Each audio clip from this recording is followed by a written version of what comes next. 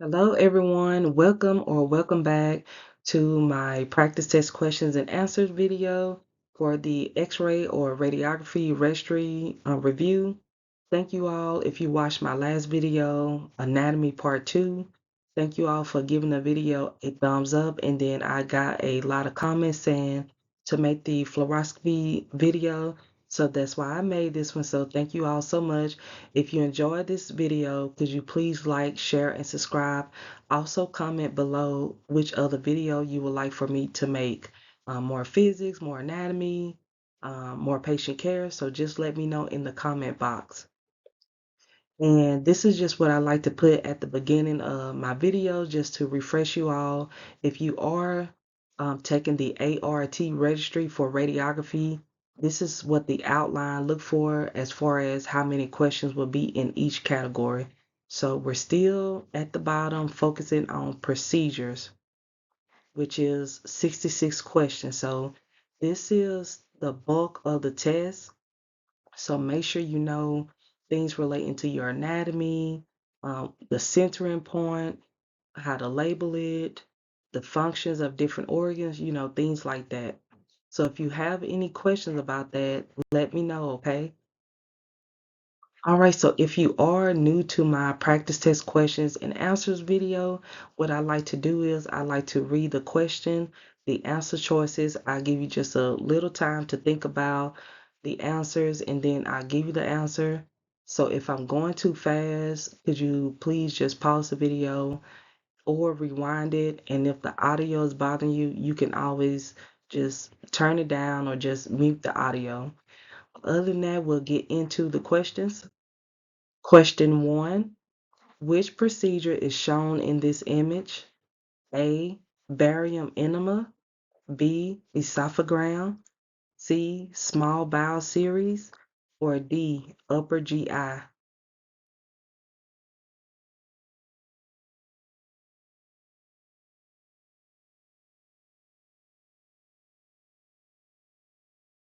All right, the correct answer is B. Esophagram. Question 2. A malignant kidney cancer in children is called A. Cystitis. B. Polynephritis. C. Renal cyst. Or D. Wilms tumor.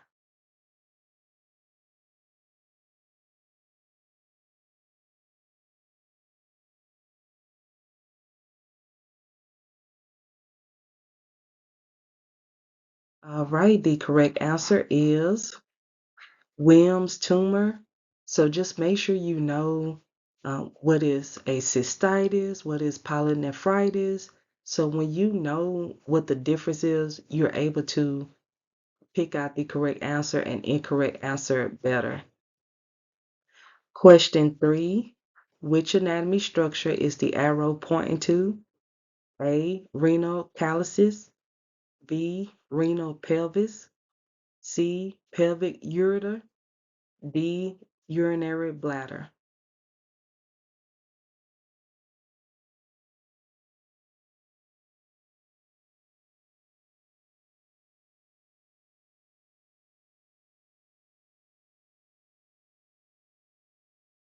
All right, the correct answer is A. Renal calyces.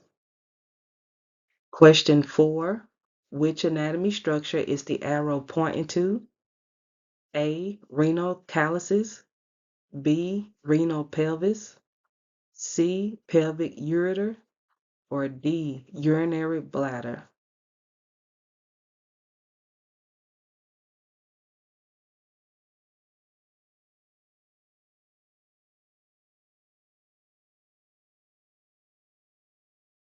All right, the correct answer is B. Renal pelvis.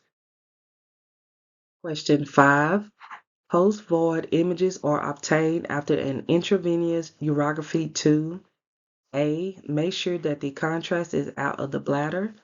B. Make sure that the patient does not have a kidney infection in the future. C. See if the patient's bladder is working properly. D. Take images of any tumor masses or an enlarged prostate.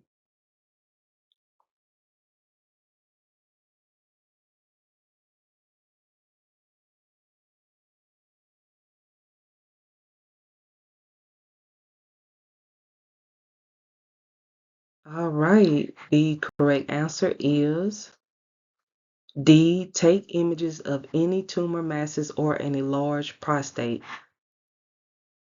All right, so if you are finding this video helpful, could you please like, share, and subscribe for more videos? Thank you. Question 6. How many degrees are patients rotated for an intravenous urography examination? A. 10 degrees. B. 20 degrees. C. 30 degrees. D. 40 degrees.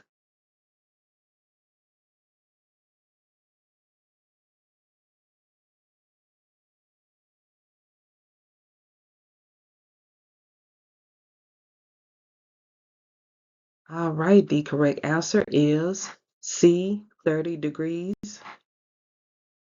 Question 7. Which anatomy structure is the arrow pointing to? A. Abdominal ureter. B. Renal calyces. C. Renal pelvis.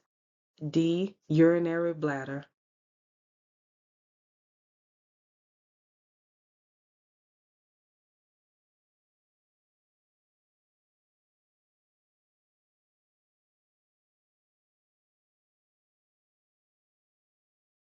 All right, the correct answer is A. Abdominal ureter. So to be exact, the arrow is pointing to the right abdominal ureter. So make sure you know which side of the body is your right side that you're looking at versus your left side. Question 8. Inflammation of the ureters and bladder is called A. Cystitis. B. Polynephritis. C. Renal cyst. D. Wilms tumor.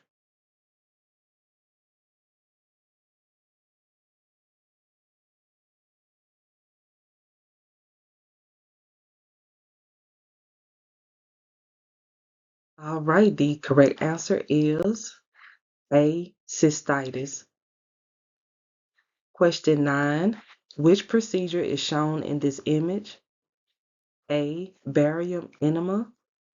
B. Esophagram. C. Small bowel series. D. Upper GI.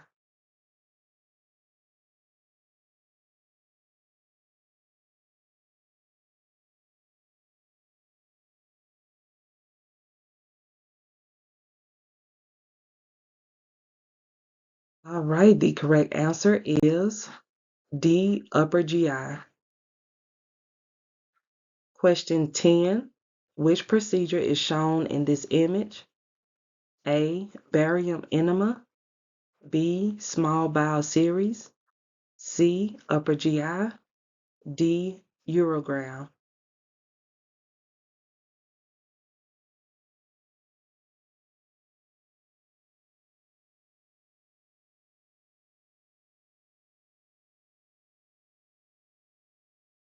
All right, the correct answer is A. Barium enema. Question 11. What is the minimum thickness for a protective curtain / drape that is for a fluoroscopy unit? A. 0.10 millimeters lead equivalent. 0.25 millimeters lead equivalent. 0.50 millimeters lead equivalent. Or 1.0 millimeter lead equivalent.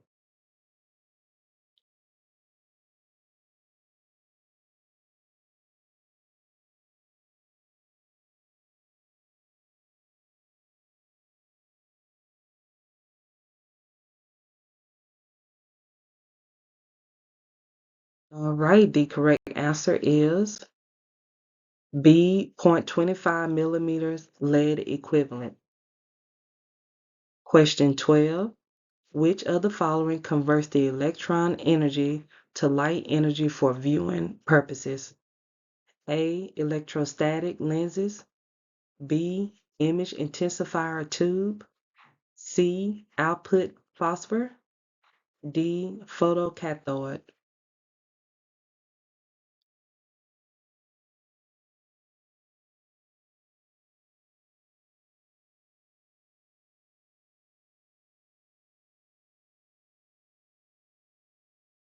All right, the correct answer is C, output phosphor.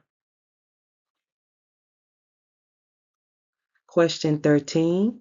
What is the recommended thickness for lead aprons that are worn regularly by staff members that are near the patient during high radiation fluoroscopy procedures? A, 0.10 millimeter lead equivalent. B, 0.25 millimeter lead equivalent. C, 0.50 millimeter lead equivalent. D, 2.0 millimeter lead equivalent.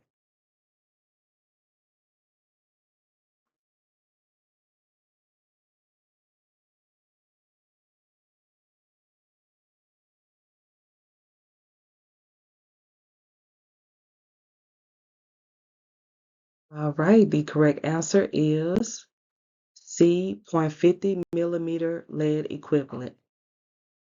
Question 14. Which anatomy structure is the arrow pointing to? A, ascending colon. B, left colic flexure. C, right colic flexure. D, sigmoid.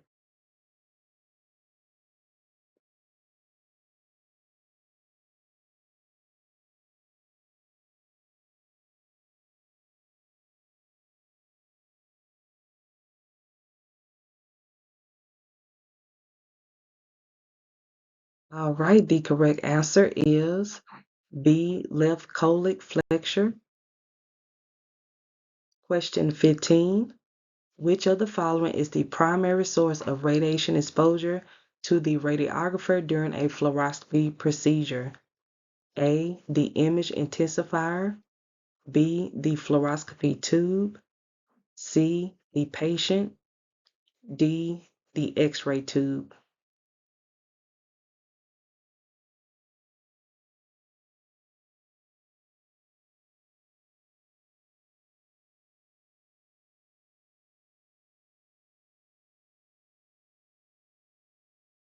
All right, the correct answer is C, the patient. So the patient is the one that's going to generate the most X-ray exposure for everyone that's in the room. All right, so if you could you please leave me a comment? Let me know under the video in my comment box which area of the test that you think you would need the most help with. Lately, I've gotten like a lot of comments, which has helped me make different videos for you all. Do you need help with patient care, more physics videos, more anatomy/procedures videos? I do have like a full video out now on patient care. A lot of people really aren't watching the lessons, so that's why I just stopped making them. But if you want me to keep making them, I will. But I just haven't it it really takes a lot of time, effort, and energy to make these videos. I really love making them, but I mean, if no one is watching them, then, I'll just move on to something else. But if you could just please like the video. If you want to leave a comment saying that you appreciate the videos, let me know. That's very helpful. But like I'm saying, I do like making the videos, but it is time consuming to make videos that no one is going to watch. So anyway, I'll just start back making them if people start back requesting like X-ray review videos. But other than that, I appreciate you for watching up until this point. I hope that the video is helping you, and thank you so much for just tuning in. Question 16. When should the fluoroscopy timer sound an audible alarm? A, after 1 minute. B, after 5 minutes. C, after 10 minutes. Or D, after 20 minutes.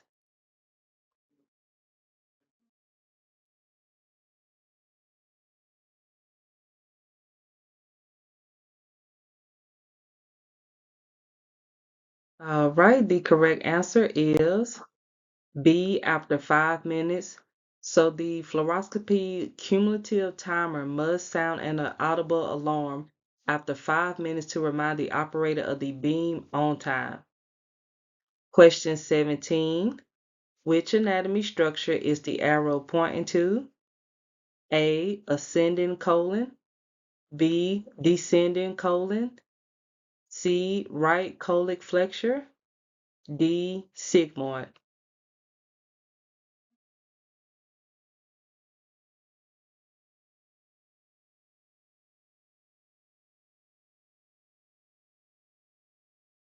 All right, the correct answer is A. Ascending colon. Question 18. Which anatomy structure is the arrow pointing to? A. Ascending colon. B. Descending colon. C. Sigmoid. D. Transverse colon.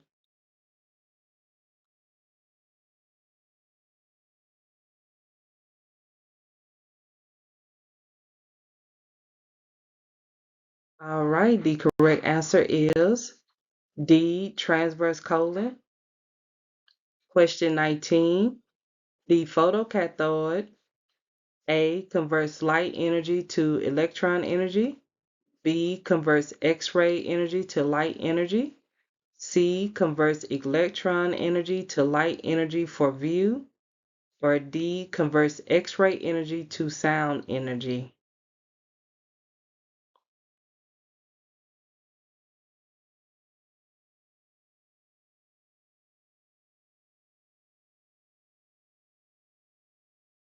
All right, the correct answer is A. Converts light energy to electron energy.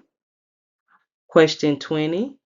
The magnification mode in fluoroscopy, A. Decreases patient dose.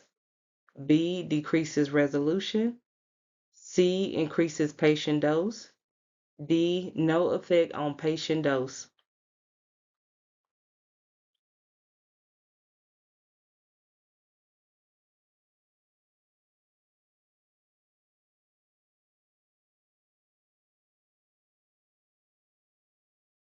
All right, the correct answer is C. Increases patient dose. The magnification mode increases resolution and patient radiation dose due to higher exposures being made.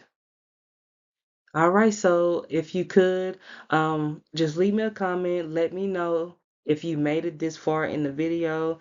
Just throw out keywords like I made it, or just let me know if you are finding the videos helpful, so that I could just keep making more, or if you would like for me to keep making more videos like this.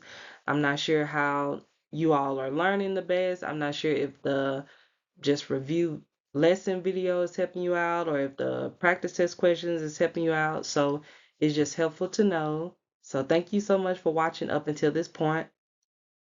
Question 21. Which anatomy structure is the arrow pointing to? A. Ascending colon. B. Descending colon. C. Sigmoid. Or D. Transverse colon.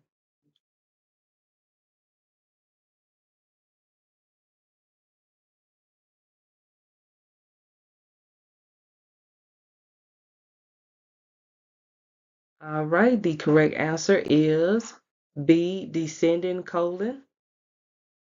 Question 22. Which of the following is the greatest occupational exposure during fluoroscopy procedures? A. The eyes.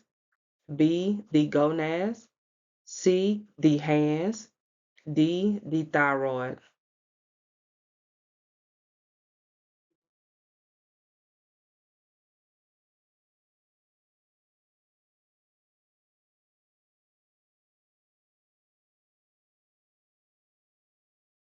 All right, the correct answer is C, the hands. So the reason why it's the hands is because the radiologists have their hands, or whoever is doing the fluoroscopy has their hands like in the actual x-ray beam the entire time, or majority of the time.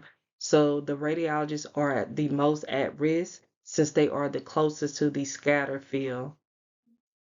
Question 23. Which of the following is the KVP and MA adjusted by during a fluoroscopy procedure? A. Automatic brightness control. B. Input phosphor.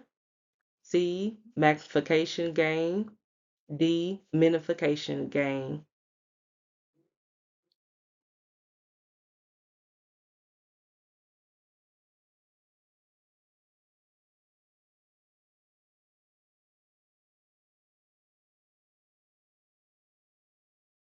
All right, the correct answer is A, automatic brightness control. Question 23. I think this should be question 24, but it's okay. We'll just go with it. Which of the following converts X-ray energy to light energy? A, flux gain. B, input phosphor. C, magnification gain. Or D, output phosphor.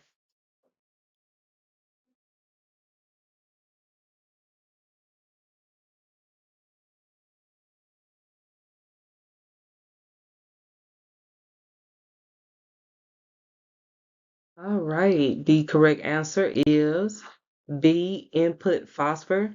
So for the questions that I'm asking where it converts X-ray to light, light to X-ray, you may need to go back and just keep rewinding and keep replaying it to make sure that you understand which one is converting, just to make sure that you know.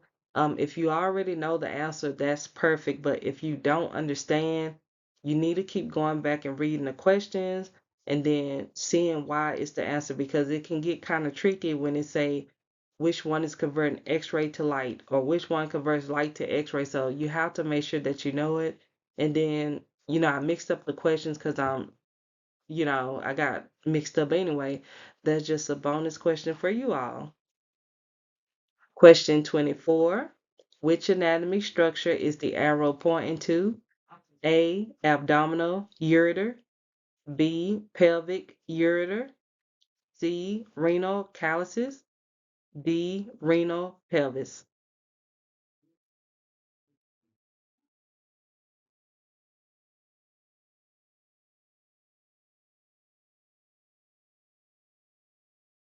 All right, the correct answer is B, pelvic ureter. Question 5. This is the last question. The best way to reduce occupational exposure dose during a fluoroscopy procedure is A, increase the KVP, B, increase the mass, C, increase the distance from the patient, D, wear a lead apron.